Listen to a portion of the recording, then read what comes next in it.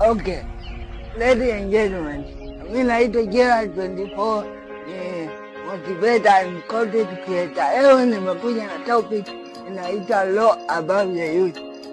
Inazungumzia hii kwamba kijana umuhimu wa kuzingatia sheria na kutumia sheria katika kutimiza haki yake au kufikia hatima yake.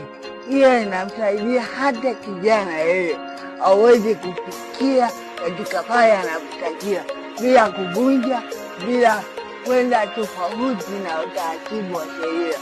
Wengi inakuwa ni changamoto kwa kijana kufuata sheria, kwa sababu vijana wengi hatuoni umuhimu wa sheria katika kutimiza hatima yetu. Basi leo tutakuwa tunazungumzia umuhimu wa kufuata sheria, faida ya kuzingatia sheria ili kufikia hatima yetu.